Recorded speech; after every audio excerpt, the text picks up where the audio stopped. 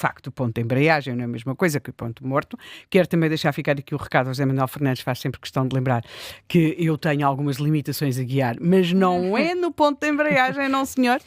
É mais no estacionamento. E, portanto, vamos lá então aqui com estas metáforas automobilísticas. É um pouco como se sucessivos governos, quando chegam, chegam porque ganharam as eleições, não é? Bem, houve um que não ganhou, mas que é o de António Costa com os partidos de extrema-esquerda, mas, em geral, os partidos, quando chegam, têm o seu programa, aquilo que levou os eleitores a aderir, e muitas vezes a ideia entre o seu eleitorado, e não apenas entre o seu eleitorado, que alguma coisa vai mudar. Eu quero recordar que, por exemplo, o primeiro governo de José Sócrates, quando ele chega, ele é alguém que tem esse perfil fazedor, alguém que vai fazer alguma coisa. Não quer dizer que as pessoas tivessem votado nele, mas tinha ali um lado que alguma coisa vai mudar. Já lá em os tempos em que se achava que isto correspondia propriamente a programas, a coisas ideologicamente diferentes e que ia haver ali uma marca. Por exemplo, estou a pensar a questão dos governos Cavaco Silva com os governos Guterres, ou seja, havia ali, quando chegou Cavaco Silva, isso também, e até mais do ponto de vista depois da diferença, quando chega António Guterres, agora é que vai ser, não é? Não quer dizer que se concorde, quer dizer que existe a convicção, ou a impressão, ou a intuição no eleitorado, alguma coisa vai mudar. Não é? Pode-se concordar até com o sentido da mudança ou não, mas a ideia de que alguma coisa vai mudar.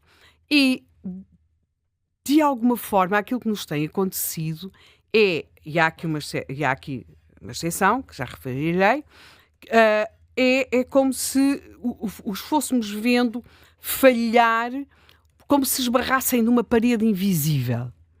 Tudo isto, na minha opinião, ficou muito bem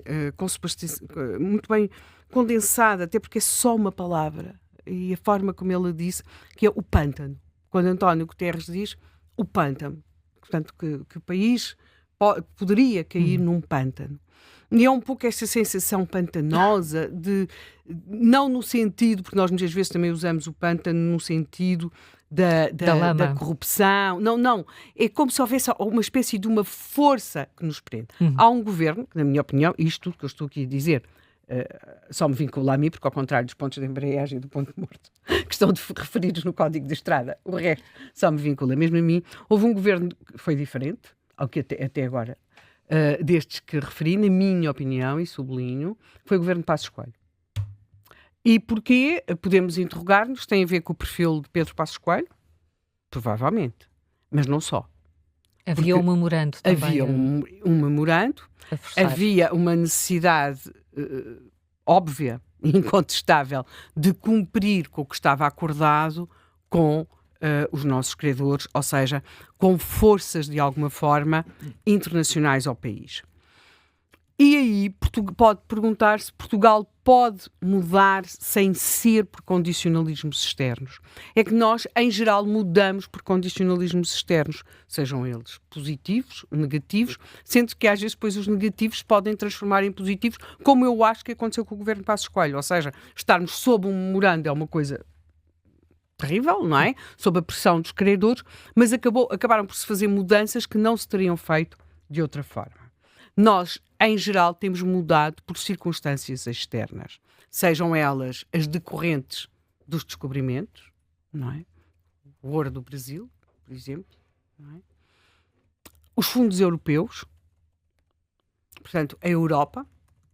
E uma das coisas que cabe perguntar é se essas mudanças, dessas espécies de chuva de dinheiro que tivemos, seja com o ouro do Brasil, seja depois com os fundos europeus, se acabam por promover reais mudanças, para lá das fachadas, da talha dourada, dos edifícios, do polidesportivo, da rotunda, se de facto conseguiram promover mudanças na forma estruturais no país. E essa é uma das perguntas que depois poderemos discutir. Na minha opinião, não.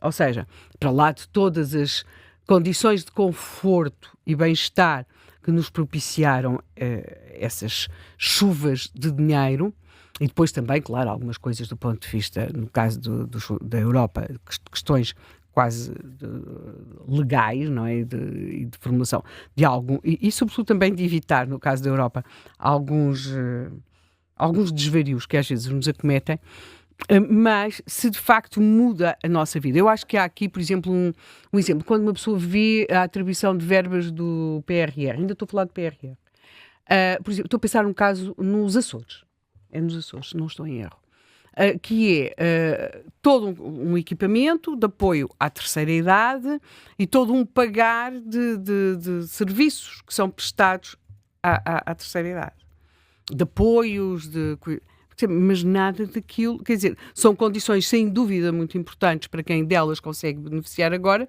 mas nada daquilo, quer dizer, quando acabarem estas verbas, o que é que se faz, não é? Continua-se, fecha-se, quer dizer, porque não, o que está em causa é como é que vamos conseguir manter depois, muitas vezes, essas coisas de cotidiano que nos atribuímos. Voltando agora aqui a este governo, e sem me alongar muito mais, até porque nós temos já em estúdio, além de Helena Garrido, não é? Que hoje está aqui a fazer o contracorrente comigo, temos duas pessoas com experiência executiva em diferentes governos, em diferentes momentos.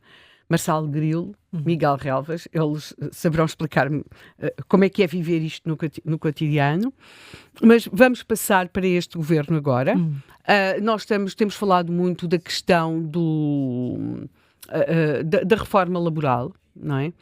Eu não partilho aí de uma opinião que é muito comum neste momento, que terá sido um falhanço. Eu acho que falha quem não tenta. Não é? Pode pensar se podia ter sido conduzido de outro modo, podia ter tido um maior enquadramento político, podia ter sido comunicado assim, assado, com A, B ou C. Agora vai ao Parlamento, mas curiosamente, o facto do governo ter procurado levar a cabo uma reforma, da qual se pode discordar ou concordar, por exemplo, teve um mérito político tirar o Chega da sua zona de conforto. André Ventura, que tem tido sempre um discurso focalizado nos outros, com razão, sem razão, isso agora não interessa. Mas são sempre os outros, não é? Os ciganos, os imigrantes, são sempre questões grupais. Teve de falar e de propor algo para uma alteração legislativa que era transversal à sociedade. E quando foi convocado a dizer se concordava ou se discordava, disse sim e apresentou a questão da alteração da idade da reforma, que é a mesma coisa,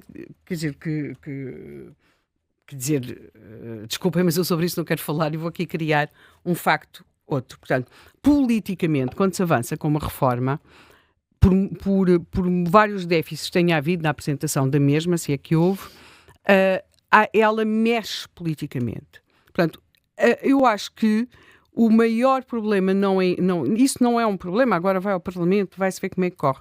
Aquilo que nos deixa com a sensação de pântano de António Guterres, na minha opinião, são aquelas outras coisas que até são aprovadas, que até deviam estar a funcionar e não funcionam. A questão, como, por exemplo? Da habitação.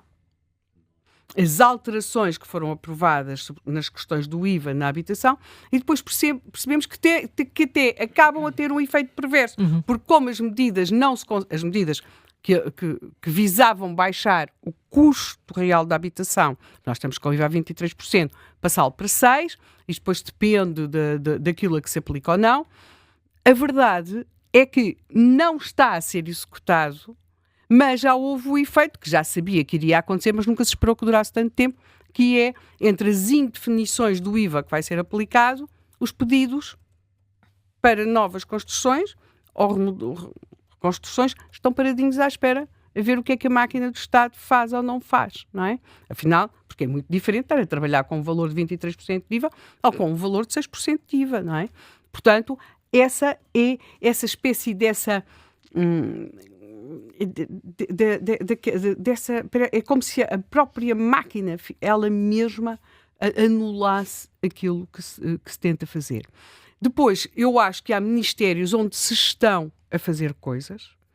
Depois gostaria até de ouvir o professor Marcelo Grilo sobre isso. Por exemplo, há ministros que têm conseguido fazer mudanças internas na máquina do próprio Ministério. Fernando Alexandre tem conseguido, não é? Mas estamos a falar daquela imensa e gigantesca estrutura da 5 de outubro. Tivemos até notícias de motoristas e pessoas que nunca tinham dado aulas, professores que nunca tinham dado aulas e que, neste momento, através da alteração interna do Ministério da Educação, estão a voltar às escolas, onde nunca tinham estado. Mas são coisas destes... Portanto, está a conseguir, de alguma forma, arrumar a casa. Mas isto não é bem uma reforma, é um arrumar de casa. Há sim uma tentativa, e parece-me que passará, que é o passarmos dos 4 anos letivos mais 2 e depois os seguintes, que é uma particularidade que nós temos, passar o primeiro ciclo para 6 anos.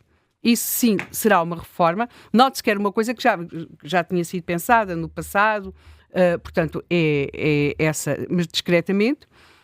Não sei se foi por exaustão, porque como o Ministério da Educação andou durante governos e governos sempre nos títulos, não é? Era uma máquina de trucidar ministros, não sei se não acabámos com o Ministério da Educação, neste momento por exaustão, a conseguir fazer ali algumas coisas. Depois temos o caso da saúde, onde somos confrontados com não basta querer mudar. Para mudar é preciso ter com quem, e nós temos neste momento um problema muito complicado em termos dos médicos e do pessoal do SNS, e depois temos ministérios dos quais só ouvimos falar quando alguma coisa muito extraordinária acontece, o caso do Ministério da Justiça, em que já vivemos numa espécie de conformação com um funcionamento que a mim me parece a todos os títulos disfuncional, e não apenas por causa daquele exemplo ao vivo e em direto e cotidiano de José Sócrates, mas, por exemplo, por aquela promessa reiterada, eu acho que é mais ou menos por todos os primeiros ministros, e eu ousaria quase chegar ao Presidente do Conselho, Marcelo Caetano, que por acaso era professor dessas áreas, que é o funcionamento dos tribunais administrativos, que em Portugal é uma espécie da reforma sempre anunciada e nunca concretizada. Portanto, sem me alongar muito mais, e até porque há outras pastas das quais depois poderemos falar, nomeadamente a questão da administração interna, porque isto vai mudando ao longo do tempo, as pastas que estão mais sobre o foco. E voltando aqui, Portugal tem neste momento um primeiro-ministro que é talvez um síndrome, os espanhóis falam do síndrome da Moncloa, que é a residência oficial do primeiro-ministro. Eu não sei se nós não teremos um síndrome de São Bento, que é, por um lado, os primeiros-ministros vivem e trabalham e atuam, e aquilo é uma tarefa exigente, num plano em que parecem ver as coisas a mudar, coisas a acontecer, a atividade económica a mexer, o país, mas não é essa a percepção que as pessoas têm. Ou serão só os jornalistas? Pois os primeiros ministros costumam dizer que são os jornalistas. Portanto, como sempre, vamos acabar a falar de percepções, que é uma coisa que, pelos vistos, descobri que interessa muito um dos nossos convidados, o Miguel Relvas, não é? E, portanto, esta questão da percepção. Portugal está em ponto morto, o governo está à espera de ver que mudança é que mete, ou eu não vou usar a expressão da marcha atrás, não vamos por aí. Ou está com dificuldade ali na embreagem, no ponto de embreagem, e depois, em as pessoas agora encontrar condições para avançar. As pessoas agora achavam que isto era tudo automático, não é? Só que afinal não é.